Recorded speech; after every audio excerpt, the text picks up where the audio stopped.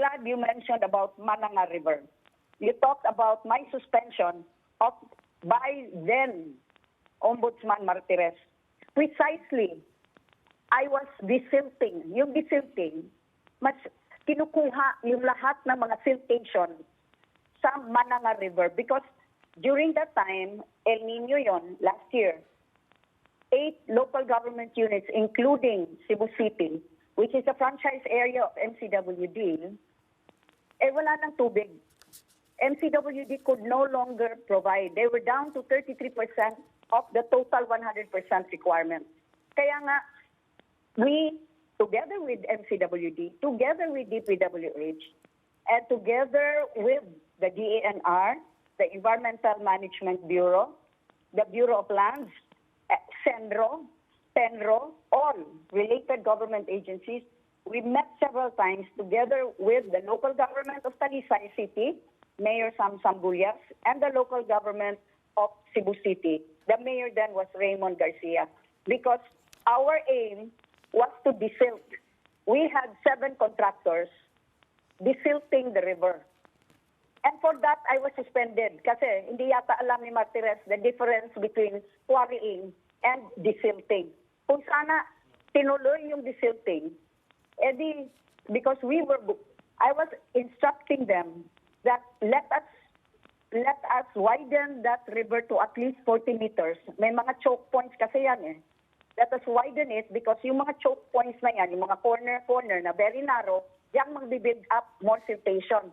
And possibly kung grabe yung tubig, magbabaha talaga yan.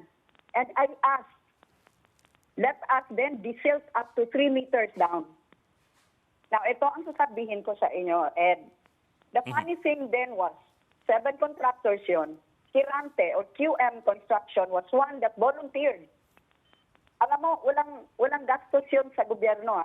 I was even charging them, or the province of Cebu was charging these contractors 60 pesos per metric ton. We issued as a special waste disposal permit. Sila pa nagbabayad. This was revenue for the province, and we would then have been able to deepen the Mananga River. Because underneath, nandun yung mga springs, nandun yung tubig. Ito si QM, pinili niya talaga yung area kung saan nakalagay, yung ginagawa niya na flood control. Yung contractor beside him, kasi these were now divided into 7 parts, yung contractor beside him, ayaw niyang padaanin because yun lang ang entrance doon eh. Ayaw padaanin. So, sumumbong sa akin, tinawagan ko si Alan Kirante, sinabi ko, ba't hindi ka magpapadaan? This is of national, we have declared a state of calamity, wala ng tubig. This is an emergency. So, ayun, pinadaan niya. Ngayon ko lang nalaman, kaya pala ayaw niya padaanin yung contractor na yan. Kasi, sinabihan niya yung contractor, huwag ka masyadong lumapit kung saan daw yung flood control niya. Makikita yung ship pile niya, 3 meters lang ang pagkabaon, where that is supposed to have gone down to 9 or 12 meters. Alam mo yung na-discover ni Secretary Vince doon sa Misamis ba yun? Na 3 meters lang? Sa Nauhan. Yun talaga. Yun ang nangyari dito, dyan, sa Talisay. But I only heard about that ngayon na. At that time, I was focused on the desilting so we could produce water. And for that, Martires suspended me just a few days before election. At siya lang walang investigation. Hindi man lang ako nakasagot. Walang recommending approval. Siya lang. A solo signature by Martires. Which is why, when I went to the Court of Appeals issued a TRO. And subsequently, this case has been dismissed. Ma'am, so pag kung hindi po nagka-problema sa Mananga River, no longer around. Kung hindi po nagka-problema sa Mananga River, hindi sana ganito kagrabing baha. Is that what you're saying now? Sana kung natuloy natin, kung natuloy natin yung desilting doon. But Martires issued a suspension order against me. And therefore, Governor, hindi po natapos yung buong project that was broken into 7 parts. I wanted to ask kasi 2024 yon, if my data is correct. Natapos po ba yung project as far as you know? Or kung hindi, like ilang % completion as a whole? If you take the 7 parts. Go ahead. Sige. Let me just give you a fuller perspective of Mananga River. Downstream from the MCWD Weir Dam, may Weir Dam doon sa MCWD. Downstream, may ECC na already issued to the province of Cebu by the Environmental Management Bureau. Upstream from the Weir Dam of MCWD, upstream and all the way to the Cebu protected area landscape, we were still applying for the ECC. Kaya nga, we got a temporary or approval, no, by the relevant agencies as regards the desilting. But the intention talaga was to continue this desilting and widening of the Mananga River.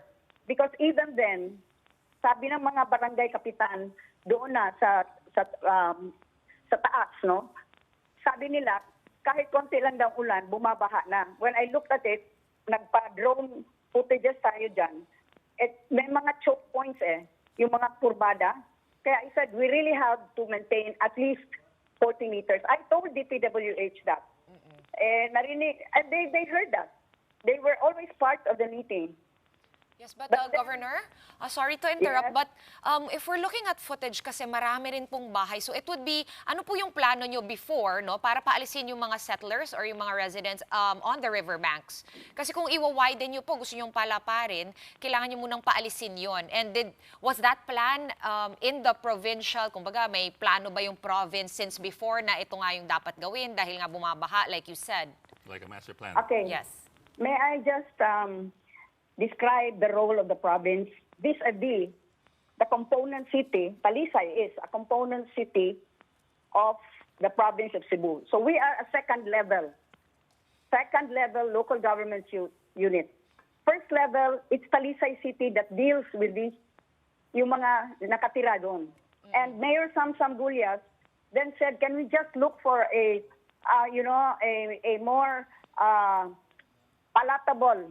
more palatable solution? I told him, Mayor, I leave it to you. Pero what we really need is they have to set back when we have these choke points.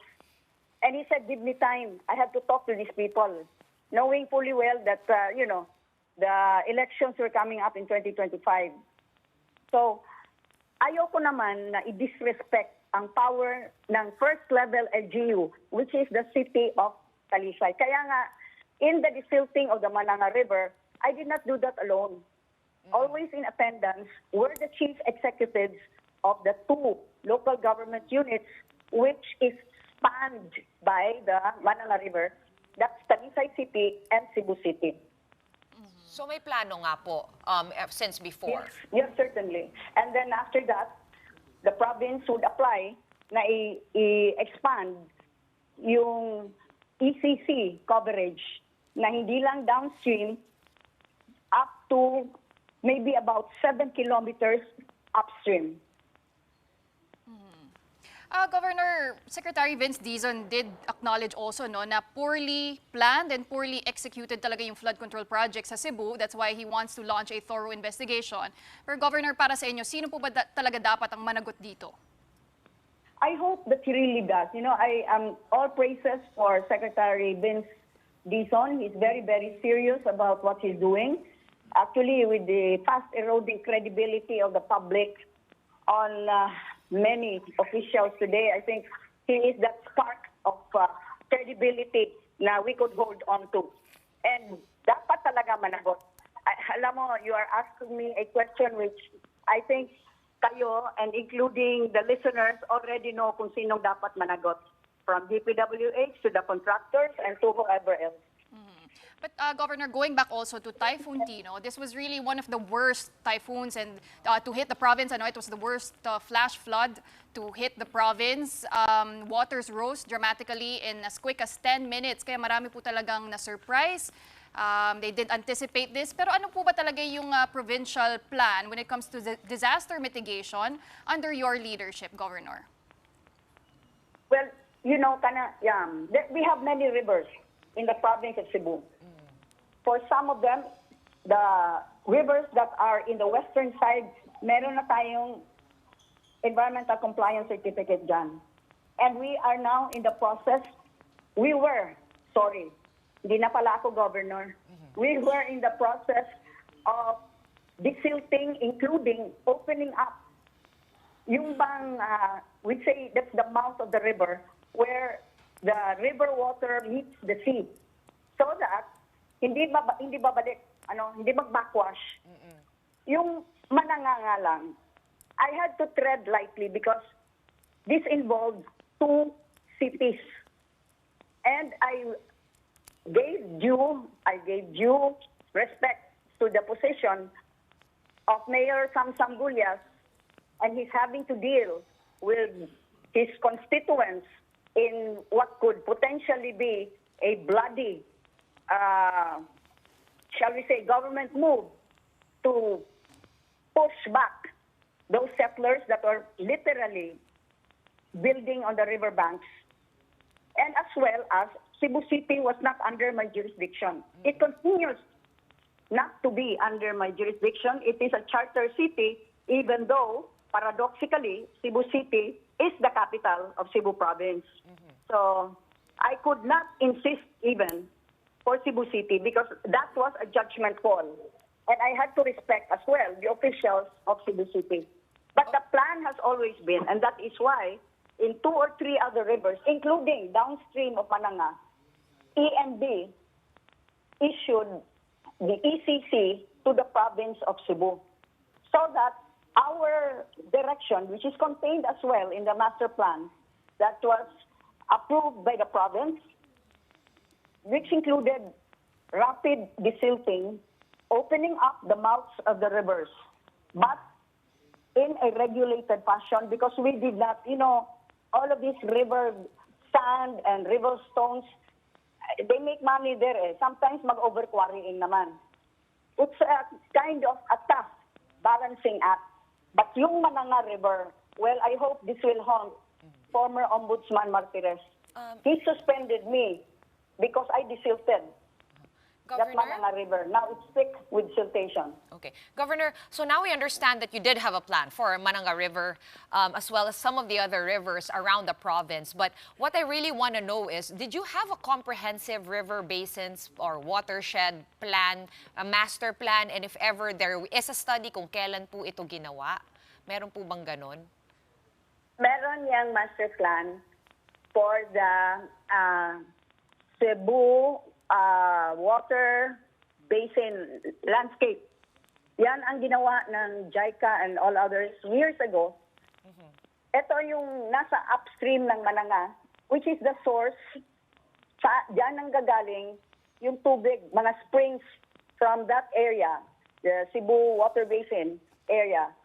That is a comprehensive plan that was participated in by the officials then, possibly decades ago. Okay, and I think you're referring to the 2014 JICA study, nationwide po yun. So it's included in that. Was the desilting of Mananga River part po of that plan? So did you try to, kumbaga, since wala ngang national implementation, did you try to implement kahit piecemeal yung para sa province nyo po dyan sa Cebu? Hold on. Itong desilting, I don't think that was even comprehended or even thought about by JICA then, how many years ago? 11 years ago. You see, even as early as last year, as late as last year, when there was no more water coming out from the pumping station of MCWD in Mananga, their own engineer said, because I was asking her, where's the source of water? Yung sagot ng engineer nila sa MCWD, a rainfall, ma'am. I had to tell her, come on. Are you telling me this river is called the Rainfall River? Of course not. There are springs, and the main spring water source is coming from this river, the water basin, and underground springs. Kasi drone footages showed that there were splotches of water kahit na dry na yung river. sabi ko, the water is underneath. We have to take out all of this siltation. Siltation, I don't think was ever contemplated. And even the engineers of DPWH, including MCWD, never thought of breaking up that hard as asphalt na yun, na siltation, breaking it up. They were just saying, well, let's wait for rain. Okay. Ma'am, but there's also criticism over some projects that were approved that were supposedly resulting in increased flooding. Like, for example, si Governor Baricuatro was blaming quarry operations in the CCPL Watershed. That's one. The other one is some criticism over yung Monterrasas sa Barangay Guadalupe. Previous proposals to build dun sa Monterrasas that were even stopped in 2011 by City Hall because of concerns over the effect downstream. Ed, Barangay Guadalupe is a barangay of the city of Cebu. Okay, yeah. So the governor may criticize and criticize, but she has no authority over the city of Cebu. Now, over quarrying in the Mananga River, how could there be quarrying? Nagdi-desilt nga, kailangan nga talaga yan i-desilt eh. Walang nag-quarrying dyan. I think she bought the line of Martires then, na quarrying daw yon. Nobody thought of that solution na i-desilt natin yan para makuha natin yung tubig na that is embedded there, hindi lang makalabas. Ako na ang nagsabi na let us desilt this. So I think up to now, yes, ma'am. Governor Baricuatro is still buying that line, even though that case that was filed against me was subsequently dismissed. Ma'am, her reference was the CCPL Watershed, the Central Cebu Watershed, quarrying operations daw doon. I'm not sure if that's linked to the Mananga River, but that was her reference point. Well, she should name particular points. I mean, if she does not even know that Monterrasas belongs to Barangay Guadalupe and Barangay Guadalupe is a barangay of Cebu City, I think she still has a lot to study. Ma'am, last na, yes or no question lang. So you believe kung tinuloy itong desiltation or desilting project nitong Mananga River na hindi nagyari yung baha? Is that what you believe? Mangyayari pa rin. I mean, with an overabundance, so much rainfall in such short a time. Ngayon na lang yan nangyayari eh.